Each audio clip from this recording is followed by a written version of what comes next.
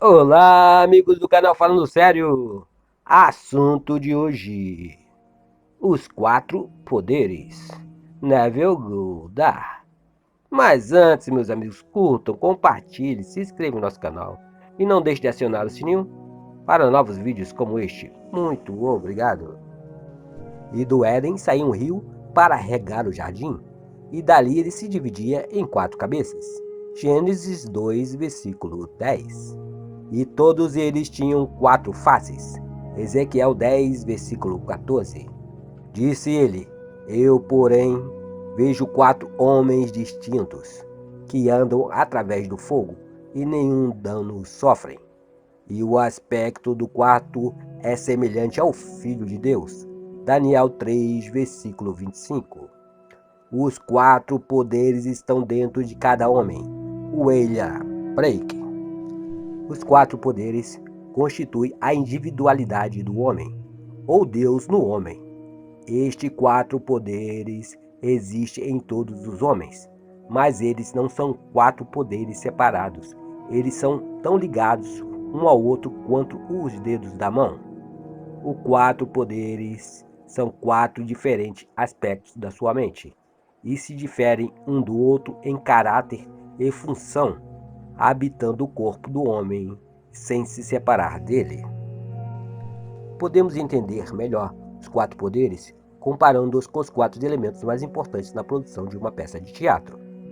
Todo mundo é um palco e todos os homens e mulheres meros atores. Eles têm suas entradas e suas saídas.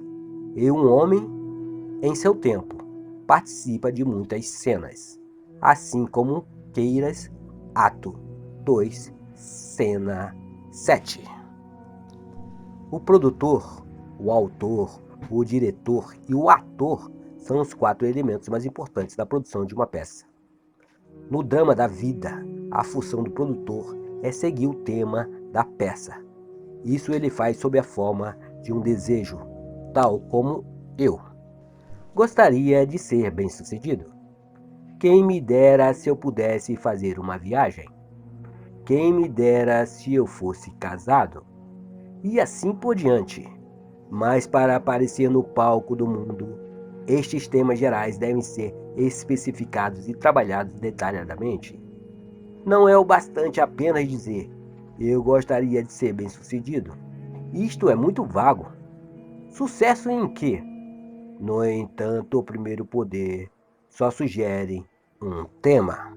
A dramatização do tema é deixada para a originalidade do segundo poder, o autor. Na dramatização do tema, o autor escreve apenas a última cena da peça, mas esta ele escreve em detalhes. A cena deve dramatizar o desejo realizado. Ele mentalmente constrói esta cena o mais próximo possível daquilo o que ele experiencia caso o desejo fosse realizado. Quando a cena está nitidamente visualizada, o trabalho do autor termina. O terceiro poder na produção do jogo da vida é o diretor. Na tarefa do diretor é garantir que o ator se mantenha fiel ao roteiro e fazê-lo ensaiar várias e várias vezes até que ele realize a cena com naturalidade. Esta função pode ser comparada a uma atenção conscientemente controlada e dirigida, uma atenção focada exclusivamente na ação que implicará na realização do desejo. E o aspecto do quarto é semelhante ao Filho de Deus. A imaginação humana, o ator, este quarto poder, performa dentro de si mesmo, na imaginação, a ação predeterminada que implica na realização do desejo. Sua função não é visualizar e nem observar a ação. Esta função realmente encerra o drama. Ele faz isso várias vezes até que ele assuma os tons de sua realidade. Sem a visão dramatizada do desejo realizado, o tema continua a ser um simples tema e repousa para sempre nas vastas câmeras dos temas não nascidos, sem a cooperação de sua atenção, obedecendo à visão dramatizada da realização do desejo. Esta visão não será percebida e nem atingirá a sua realidade objetiva. Tende em vós o mesmo sentimento que teve Jesus Cristo, que, tendo plenamente a natureza de Deus, não julgava com ofensa se igualar a Deus. Filipenses 2, versículos 5 e 6. O drama da vida é um esforço conjunto dos 4 aspectos da alma humana. Tudo o que você observa, embora pareça estar fora, está dentro, em sua imaginação, da qual este mundo de mortalidade é apenas uma sombra. William Blake. Tudo o que vemos é uma construção visual artificial, que expressa um tema que foi dramatizado, ensaiado e executado em outro lugar. O que estamos assistindo no palco do mundo é uma construção ótica, concebida para expressar os temas que foram dramatizados, ensaiados e realizados na imaginação do homem. Os 4 poderes constituem a individualidade do homem, ou Deus no homem, e tudo o que ele observa, embora pareça estar fora, são apenas projeções na tela do espaço, construções óticas arquitetadas pelo próprio indivíduo para informá-lo a respeito dos temas que ele concebeu, dramatizou, ensaiou e executou dentro de si mesmo. A criatura foi feita sujeita à vaidade, para que ela possa tornar-se consciente de sua individualidade e de suas funções, pois com a consciência de sua individualidade e suas funções, ela pode agir de acordo com uma finalidade. Ela pode conscientemente ter uma história autodeterminada. Sem consciência, ela age inconscientemente e clama a um Deus objetivo para ser salva de sua própria criação. Ó Senhor, até quando eu clamarei e tu não me escutarás? Mesmo clamando fervorosamente, tu não vens me salvar? Abacuque 1, versículo 2. Quando o homem descobre que a vida é uma peça que é escrita conscientemente ou inconscientemente por ele mesmo, ele deixará a cega autopenitência de ficar julgando os outros. Em vez disso, ele vai reescrever a peça conforme o seu ideal, pois ele vai perceber que todas as alterações na peça devem ser provenientes da cooperação dos 4 poderes. Dentro dele, só eles podem alterar o script e produzir a mudança. Todos os homens e mulheres em seu mundo são meros participantes, que são tão impotentes para mudar a sua peça, como são os atores no palco do teatro para mudar o cenário. A mudança desejada deve ser concebida, dramatizada, ensaiada e realizada no teatro da sua mente. Quando a 4ª função, a imaginação, concluir a sua tarefa de ensaiar a versão revisada da peça até que ela seja natural, então a cortina se abrirá sobre este mundo tão aparentemente sólido, e os 4 poderes projetarão o reflexo da peça real sobre a tela do espaço. Os homens e mulheres automaticamente desempenharão os seus papéis para realizar o cumprimento do tema dramatizado. Os participantes, em virtude de suas várias partes no drama do mundo, tornam-se relevantes ao tema dramatizado por você, e porque são relevantes, são trazidos ao seu drama. Eles vão desempenhar os seus papéis, acreditando fielmente que, ao mesmo tempo, foram eles mesmos que iniciaram as cenas que eles participaram. Isto porque, Pai, tu estás em mim, e eu em ti, e eu neles, e tu em mim. João 17, versículo 21, 23. Eu estou envolvido pela humanidade. Nós somos um. E estamos todos desempenhando as 4 funções: o produtor, o autor, o diretor e o ator no drama da vida. Uns fazem isso conscientemente, outros inconscientemente. É necessário que isso seja feito conscientemente.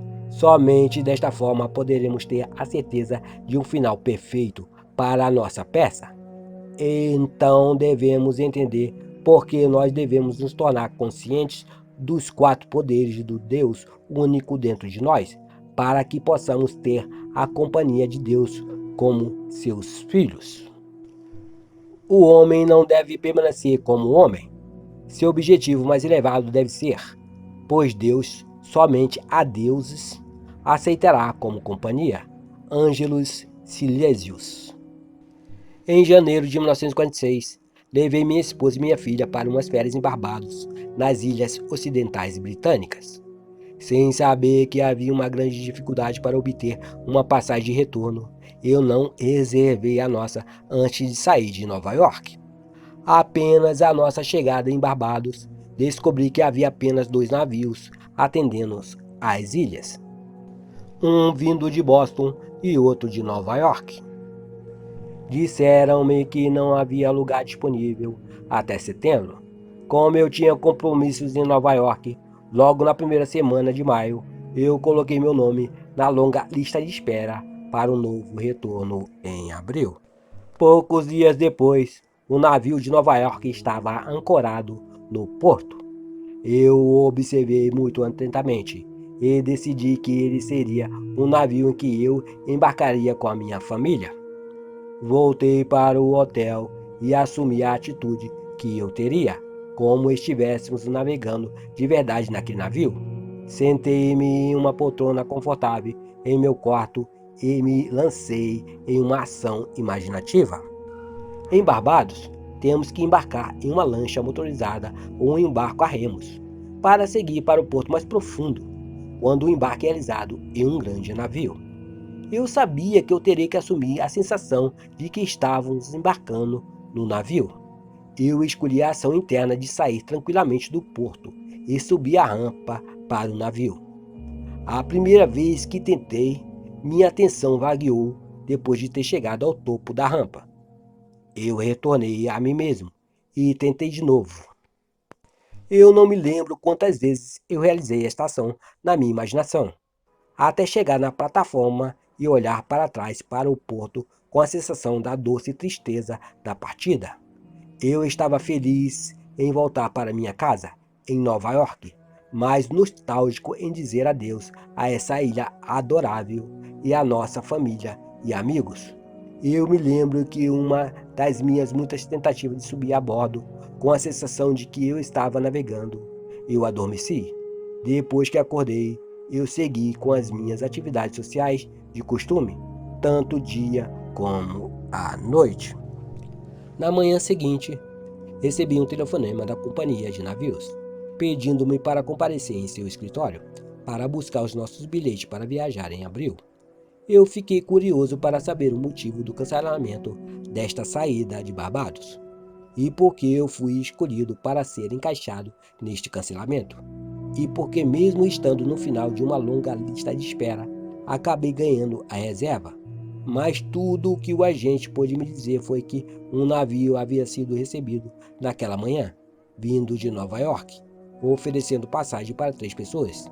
Eu não fui o primeiro a ser chamado pelo agente, mas por razões que ele não soube explicar, aqueles que foram chamados primeiro na produção da minha peça. Navegar em um navio que me levaria para Nova York no início de maio, eu utilizei os 4 elementos mais importantes do meu drama. Como produtor, eu decidi navegar em um navio específico em um determinado momento. No papel do autor, eu escrevi o roteiro. Eu visualizei a ação interna que conformava com a ação exterior, que resultaria que o meu desejo seria realizado. Como diretor, eu realizei os ensaios. Como ator, imaginei-me na ação de subir a rampa até que a ação se tornasse completamente natural. Isto sendo feito, os eventos e as pessoas rapidamente foram mudados para que o mundo exterior fosse adequado à peça que eu tinha construído e promulgado em minha imaginação. Eu vi o fluxo da visão mística e vivi entre os homens, bosques e riachos, até que eu já não conseguia distinguir o fluxo da vida e os meus sonhos. George William Russell. Eu contei essa história para um público em uma palestra minha em São Francisco, e uma senhora na plateia me disse como ela inconscientemente tinha usado essa mesma técnica quando ela era uma menina. O incidente ocorreu na véspera de Natal. Ela estava se sentindo muito triste e cansada, com pena de si mesma. Seu pai, a quem ela adorava, havia morrido repentinamente. Não só ela sofreu esta perda justo na época de Natal, mas também a necessidade forçou a abandonar os seus anos de faculdade para ter que começar a trabalhar. Nesta véspera de Natal chuvosa, ela estava de carona indo para casa, de carro, passando pelas ruas de São Diego. O carro estava cheio de jovens felizes, conversando entre si, todos voltando para casa para passar as férias. Para esconder as lágrimas daqueles a quem rodeavam, ela inclinou-se para fora de uma janela do carro que estava aberta e virou-se o rosto para o céu, para que as gotas de chuva se misturassem com as suas lágrimas. Com os olhos fechados e se apoiando firmemente sobre a porta do carro, ela disse isso para si mesma. Não é o sal das minhas lágrimas que estou provando, mas o sal do vento que vem do mar. Não estou em São Diego, estou no Pacífico Sul e estou navegando pela Baía de Samoa. Então, olhando para cima, na sua imaginação, ela construiu o que ela imaginou ser o Cruzeiro do Sul. Ela perdeu-se nesta contemplação e tudo se desvaneceu ao seu redor. De repente, ela estava no fim da linha, em casa. 2 semanas depois, ela recebeu uma carta de um advogado em Chicago, informando que ela estava com $3.000 em títulos americanos destinados a ela. Vários anos antes, uma tia dela tinha ido para a Europa, deixando instruções que estes títulos fossem entregues à sobrinha, caso ela não retornasse para os Estados Unidos. O advogado acabava de receber a notícia da morte de sua tia e agora estava cumprindo as suas instruções. Um mês depois, essa jovem navegou para as ilhas do Pacífico Sul. Era de noite quando o navio chegou na Baía de Samoa. Olhando para baixo, ela poderia ver a espuma branca conforme o navio lavava através das ondas que lhe fazia o sal do mar com o vento. Um oficial de plantão disse: "Olhe, lá está o Cruzeiro do Sul." E olhando para cima, ela viu o Cruzeiro do Sul, da mesma forma como antes ela havia imaginado. Nos anos seguintes, ela teve muitas oportunidades de usar sua imaginação de forma construtiva. Mas como ela havia feito isso inconscientemente, ela não sabia que havia uma lei por trás disso tudo.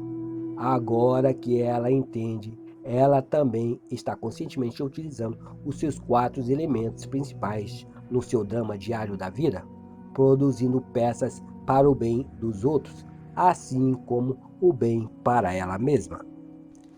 Tendo, pois, os soldados crucificado a Jesus, eles tomaram as suas vestes e fizeram delas 4 partes, uma para cada soldado. Tomaram também a túnica, porém a túnica não tinha costura, sendo toda tecida de cima para baixo. João 19, versículo 23. Narração Cidinho de Assis. Fiquem com Deus, meus amigos.